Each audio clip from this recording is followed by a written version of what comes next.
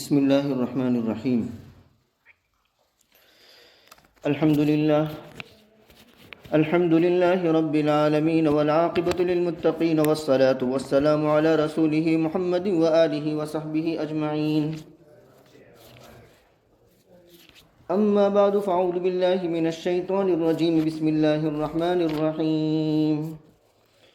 ولقد أرسلنا موسى بآياتنا وسلطان مبين إلى فرعون وملئه فاتبعوا أمر فرعون وما أمر فرعون برشيد يقدم قومه يوم القيامة فأوردهم النار وبئس الورد المورود وأتبعوا في هذه لعنة ويوم القيامة بئس الرفد المرفود.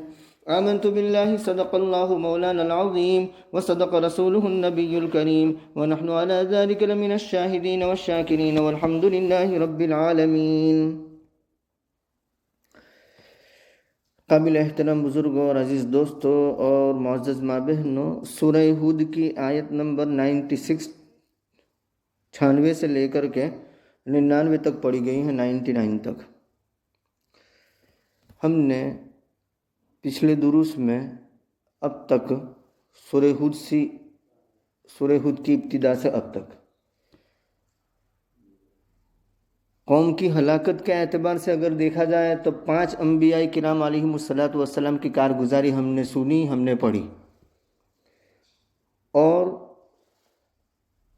ایک خاص نبی کو بشارت دی گئی، اس کو بھی شامل کر لیا جائے تو کل 6 انبیاء کرام علیہم الصلاۃ کی کارگزاری.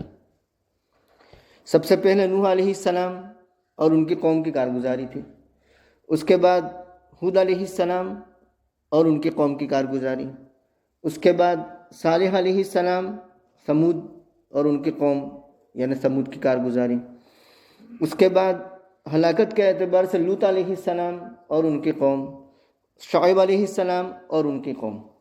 یہ 5. درمیان میں حضرت ابراہیم علیہ السلام کا واقعہ آیا، تو ابراہیم علیہ السلام کا جو واقعہ ہے اور ان کی جو کارگزاری ہے وہ ایسا سمجھ لیجئے کہ حضرت لوط علیہ السلام کی کارگزاری کی تمہید تھی. اصل واقعہ تو لوط علیہ السلام کا واقعہ بیان کرنا ہے، لیکن وہ تمہید تھی.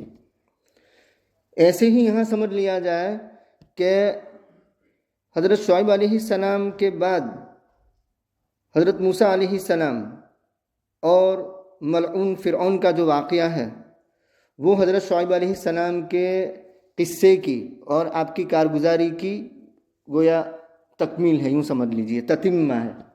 وہ تمہید تھی، یہ تتمہ ہے.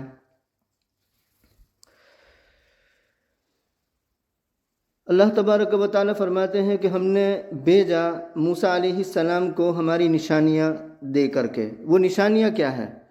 تو وہ نشانیوں کا بیان ہم نے پڑھا سورۃ الاعراف میں 136 آیات سے لے کر کے 130 سے 136 آیات کے اندر. وَلَقَدْ أَخَذْنَا آلَ فِرْعَوْنَ بِالسِّنِينَ وَنَقْصٍ مِّنَ الثَّمَرَاتِ اور فَأَرْسَلْنَا عَلَيْهِمُ الطُّوفَانَ وَالْجَرَادَ وَالْقُمَّلَ وَالضَّفَادِعَ وَالدَّمَ آیات مفصلات. اور عصا ید بیضا یعنی عصا جو اژدہے کی شکل بن جاتا تھا، اور ید بیضا یعنی ہاتھ بغل میں ڈالتے تھے نکالتے تھے اور سفید نکلتا تھا. تو یہ 2 اہم معجزے تھے، عصا اور ید بیضا، یعنی لاٹھی کا معجزہ جو اژدہا بن جاتا تھا، اور ید بیضا. یہ 2 ان آیتوں میں اور ان نشانیوں میں سب سے زیادہ مشہور ہوئے. تو یہ تو نشانیاں ہو گئی. وہ سلطان مبین، اور واضح دلیل دے کر کے بھیجا.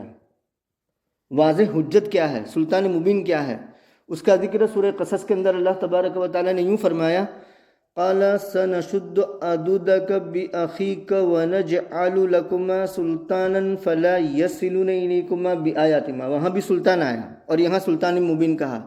تو وہ سلطان مبین کیا ہے؟ سلطان مبین یہ ہے کہ اللہ تبارک و تعالیٰ نے حضرت موسیٰ علیہ السلام کو ایسی وجاہت اور رعب اور شوکت اور دبدبہ دیا تھا کہ جب وہ کسی بھی بڑے سے بڑے آدمی سے بات کرتے تھے وہ دبتے نہیں تھے، دبنگ طریقے سے بات کرتے تھے، دبتے نہیں تھے، بلکہ نہل پر دہلا رکھتے تھے، اور اس کا اثر یہ ہوتا تھا کہ مخاطب جس سے حضرت موسیٰ علیہ السلام بات کر رہے ہیں، چاہے وہ بات کو قبول کریں یا نہ کریں، لیکن ایک بات ضرور ہوتی تھی، وہ لاجواب ہو جاتا تھا، ریپلائی لیس، اس کے پاس کوئی جواب نہیں بن پڑتا تھا۔ اور اس کو سمجھنے کے لیے ہم بہت سی قرآن کی آیتوں کو ہم پڑھ سکتے ہیں اور اپنے سامنے لا سکتے ہیں۔ دیکھیے حضرت موسیٰ علیہ السلام اور فرعون کے درمیان جو مکالمہ ہے سورۃ الشعراء کے اندر، آیت نمبر 16 سے لے کر کے 33 تک، تو وہ مکالمہ آپ پڑھیں گے اور سنیں گے، ترجمہ دیکھیں گے، پڑھیں گے، تو آپ محسوس کریں گے کہ واقعتاً حضرت موسیٰ علیہ السلام نے جو دلائل بیان کیے، وہ دلائل کے سامنے فرعون لاجواب ہو گیا تھا۔ اسی طریقے سے سورہ طٰہٰ کے اندر 49 سے لے کر کے فما بال القرون الاولیٰ قال علمها عند ربی فی کتاب لا يضل ربی ولا ينسى قال فمن ربكما یا موسیٰ قال ربنا الذي اعطى كل شيء خلقه ثم هدى۔ یہ جو مکالمہ ہے وہاں بھی آپ دیکھیں گے کہ فرعون کے یعنی موسیٰ علیہ السلام نے فرعون سے جو مکالمہ کیا تو فرعون لاجواب ہو گیا تھا۔ تو کیسا ہی بڑا آدمی ہو، اگرچہ وہ بات نہ مانتا ہو، لیکن لاجواب ضرور ہوتا تھا۔ حضرت موسیٰ علیہ السلام اور شعیب علیہ السلام کا زمانہ قریب قریب ہے، اور مفسرین نے ایک بڑی عجیب بات بھی بیان کی ہے، نقل کی ہے، اور وہ یہ ہے کہ حضرت شعیب علیہ السلام بہت زیادہ رونے والے تھے، اور رونے کی وجہ سے آپ کی بینائی چلی گئی تھی۔ اللہ تبارک و تعالیٰ نے حضرت شعیب علیہ السلام سے فرمایا کہ آیا جنت کے شوق میں آپ رو رہے ہیں یا جہنم کے خوف سے؟ تو حضرت شعیب علیہ السلام نے یوں فرمایا کہ نہ جنت کا شوق ہے نہ جہنم کا خوف ہے، آپ کے دیدار کا خیال کر کے مجھے رونا آتا ہے کہ جب آپ کا دیدار ہوگا، آپ کی رویت ہوگی، تو اس وقت آپ میرے ساتھ کیا معاملہ فرمائیں گے، اس پر مجھے رونا آتا ہے۔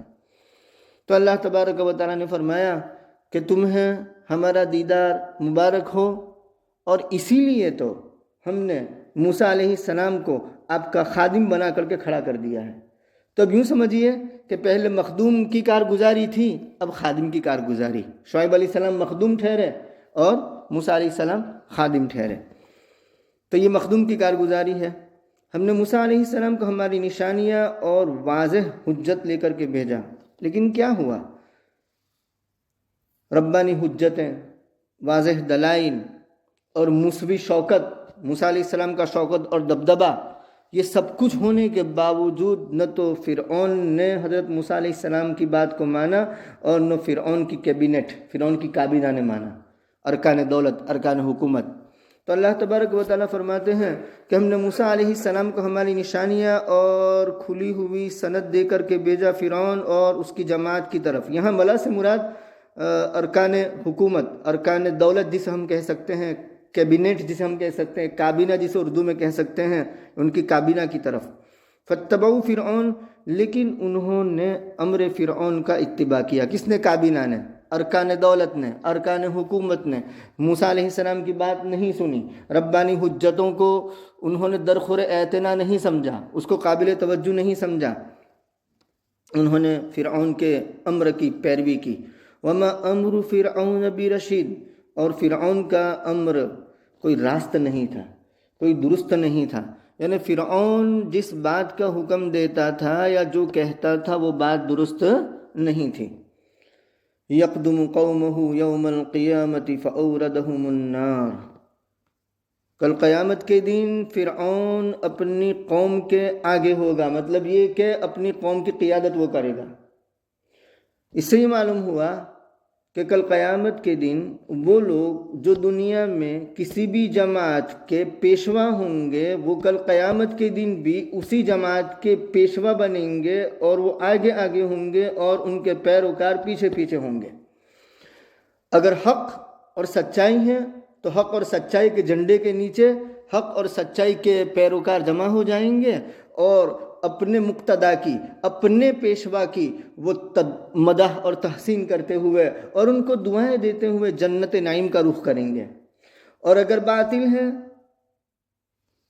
غلط ہے، ناحق ہے، تو وہ ناحق اور باطل کے جھنڈے تلے یہ لوگ جمع ہو جائیں گے، پیشوا کے ہاتھ میں وہ جھنڈا ہوگا، مقتدا کے ہاتھ میں وہ جھنڈا ہوگا، اور یہ جمع ہو جائیں گے، اور یہ آگے آگے ہوگا، اور یہ پیچھے پیچھے اس کو کوستے ہوئے چلیں گے کہ ساری مصیبتوں کا مورد ان کو ٹھہرائیں گے۔ کن کو؟ اپنے پیشواؤں کو، اپنے مقتداؤں کو۔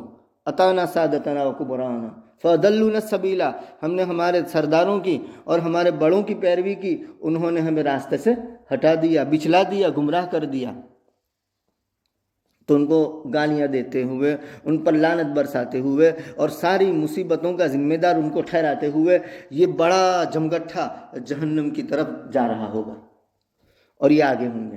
اور نبی کریم صلی اللہ علیہ وسلم کی روایت سے اس کا اشارہ ملتا ہے کہ کل قیامت کے دن زمانے جاہلیت کے شاعری کا جھنڈا امرؤ القیس کے ہاتھ میں ہوگا، اور زمانے جاہلیت کی جتنے بھی شعراء ہوں گے وہ امرؤ القیس کے جھنڈے تلے جمع ہوں گے اور سارے جہنم میں داخل ہوں گے۔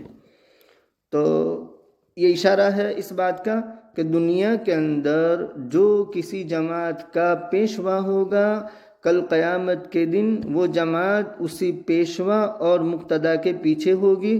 حق ہے تو حق کے پیچھے، اور باطل ہے تو باطل کے پیچھے۔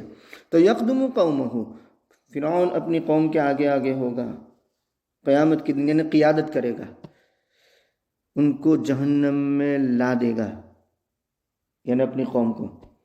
وبئس الورد المورود، بری ہے ورد گھات، اترنے کی جگہ، یعنی جہاں فرعون اپنی قوم کو لے کر کے پہنچے گا، یعنی تو ہم تو ڈوبے ہیں سر، ہم تو کو بھی لے ڈوبیں گے، خود بھی ڈوبے گا اور اپنی قوم کو بھی ڈوبائے گا۔ وَأُتْبِعُوا فِي هَذِهِ لَعْنَةٌ وَيَوْمَ الْقِيَامَةِ، ان کے پیچھے اس دنیا کے اندر بھی لعنت رکھ دی گئی، اور قیامت کے دن بھی۔ دنیا میں لعنت رکھنے کا مطلب یہ کہ آج تک فرعون کا، اور قیامت تک جب بھی فرعون کا ذکر آئے گا تو لوگ یوں کہیں گے کہ لعنت اللہ علیہ، اللہ کی اس پر لعنت۔ کئی صدیاں گزر گئی، جب بھی فرعون کا ذکر آتا ہے تو اس پر لعنت برساتے ہیں۔ تو کہا کہ قیامت کے دن بھی لعنت ہوگی، دنیا میں بھی لعنت۔ لوگ کہتے ہیں جب بھی اس کا ذکر آتا ہے کہ خدا کی اس پر پھٹکار ہو، خدا کی اس پر لعنت ہو، اور قیامت کے دن بھی لعنت ہوگی۔ بئس الرفد المرفود، برا صلہ جو انعام میں ملا ان کو، یعنی جو کچھ بھی ان کو اس کے نتیجے میں ملا ہے وہ بہت برا ہے۔ کیوں برا ہے؟ اس لیے کہ جہنم میں جب پہنچیں گے تو وہاں کوئی آرائش نہیں ہوگی، کوئی آسائش نہیں ہوگی، کسی قسم کی کوئی راحت نہیں ہوگی، کسی قسم کا کوئی ان کو ریلیکس نہیں ملے گا، بہت پریشان ہوں گے، بہت تکلیف میں ہوں گے۔ جب حرارت کی وجہ سے ان کا کلیجہ بھن جائے گا، اور پیاس کی وجہ سے ان کی زبان سینے پر لٹک جائے گی، اور جب پیاس لگنے کی وجہ سے جو پانی دیا جائے گا تو ان کی پیاس میں اور زیادہ اضافہ ہوگا، ان کی پیاس بڑھتی رہے گی۔ یتجرعہ ولا یکاد یسیغہ ویأتیہ الموت من کل مکان وما هو بمیت ومن ورائہ عذاب غلیظ۔ یہ منظر کشی کی ہے قرآن کریم نے۔ تو اس لیے بہت برا صلہ جو انعام میں ملا یا دیا گیا۔ انشاءاللہ بقی آئندہ۔ سبحان اللہ وبحمدہ، سبحانک اللہم وبحمدک، نشہد ان لا الہ الا انت، نستغفرک ونتوب الیک۔ سبحان اللہ، سلام علی المرسلین والحمد للہ۔